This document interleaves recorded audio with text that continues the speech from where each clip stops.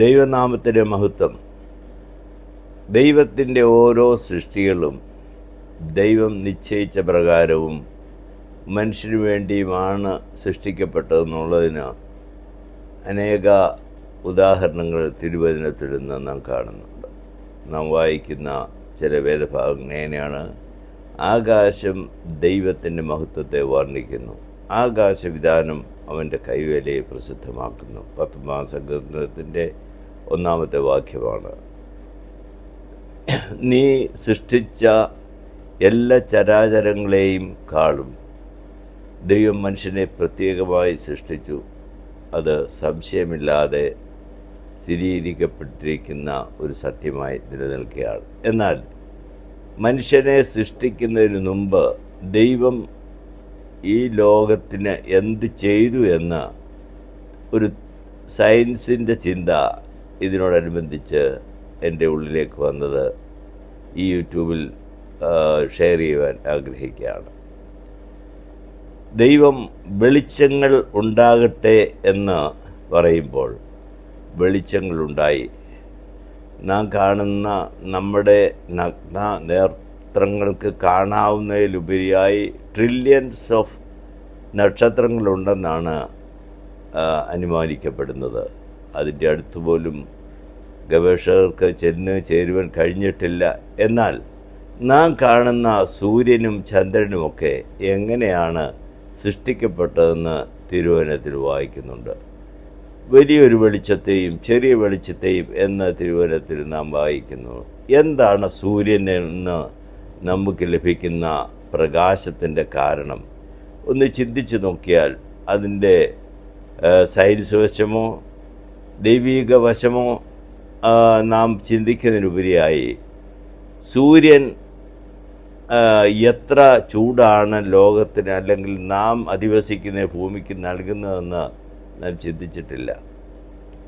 സൂര്യൻ്റെ അകത്തെ ചൂട് അമേരിക്കൻ നാഷണൽ ഒബ്സർവേറ്ററിയുടെ കണക്കനുസരിച്ച് 27 മില്യൺ ഫാരൻഹീറ്റാണ്. 27 മില്യൺ ഫാരൻഹീറ്റാണ് കോർ ചൂട്, അകത്തെ ചൂട്. ഓരോ സെക്കൻഡിലും 5 മില്യൺ എനർജിയാണ് 24 മണിക്കൂറും സൂര്യൻ ഉൽപ്പാദിപ്പിച്ചുകൊണ്ടിരിക്കുന്നത്.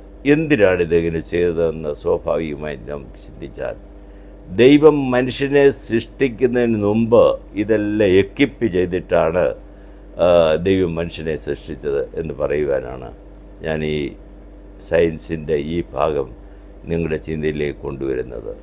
അതായത് എനർജി ഇല്ലെങ്കിൽ ഭൂമിയിൽ നമ്മൾ ഇന്ന് അധിവസിക്കുന്ന ഭൂമിയിൽ നമ്മൾ ജീവിക്കത്തില്ല. അത് മുന്നമേ ദൈവം സൂര്യനെ വെളിച്ചങ്ങളെ ഉണ്ടാക്കിയപ്പോൾ ചെയ്ത ഒരു വലിയ ദൗത്യമായി എൻ്റെ മനസ്സിലേക്ക് കടന്നു വരുന്നു. കുറേ വർഷങ്ങൾക്ക് മുമ്പ് ഏതോ ഒരു ഡിബേറ്റിൽ ഞാൻ പങ്കെടുത്തപ്പോൾ 2 തിയറി അവിടെ വന്നു. എവല്യൂഷൻ തിയറി, പിന്നൊന്നത് സ്പെഷ്യൽ ക്രിയേഷൻ തിയറി. അതായത് എല്ലാം പ്രത്യേകമായി ഉണ്ടാക്കിയതാണ്. അതിനെ ഞാൻ മുറുകെ പിടിച്ച് അന്ന് വർഷങ്ങൾക്ക് മുമ്പാണ് ഇന്ന് സംസാരിച്ചത് എൻ്റെ ഓർമ്മയിലേക്ക് വരുന്നു. സൂര്യനെ ദൈവം നിർമ്മിച്ചപ്പോൾ ഉണ്ടാകട്ടെ, വെളിച്ചങ്ങൾ ഉണ്ടാകട്ടെ എന്ന് പറഞ്ഞപ്പോൾ അത് അവന് വേണ്ടി ഒരു മനുഷ്യനെ ഉണ്ടാക്കുന്നതിന് മുമ്പ് തന്നെ ദൈവം അങ്ങനെയുള്ള സൃഷ്ടി ചെയ്ത ദൈവമാണ്.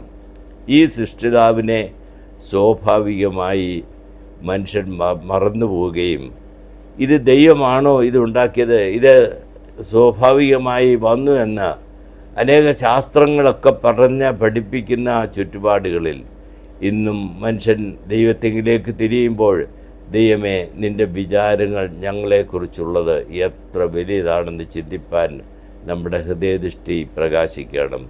ഞാൻ പറഞ്ഞല്ലോ, ഓരോ സെക്കൻഡിലും 5 മില്യൺ എനർജിയാണ് സൂര്യൻ 24 മണിക്കൂറും എമിറ്റ് ചെയ്തുകൊണ്ടിരിക്കുന്നത്. അങ്ങനെ ഒരു എനർജി ഇല്ലെങ്കിൽ, അങ്ങനെ ഒരു പ്രകാശമില്ലെങ്കിൽ നാം ഈ ലോകത്തിൽ ജീവിക്കത്തില്ല. മുന്നമേ അത് കരുതി നമുക്ക് വേണ്ടി വലിയ കാര്യങ്ങൾ ചെയ്യുന്ന ഒരു ദൈവത്തെ സേവിക്കുക, സ്നേഹിക്കുക എന്നുള്ളതായിരിക്കട്ടെ നമ്മുടെ ചിന്ത. ഈ വചനങ്ങൾ നിങ്ങളെ കർത്താവിലേക്ക് കൂടുതൽ അടുപ്പിക്കുവാൻ ഇടയാകും.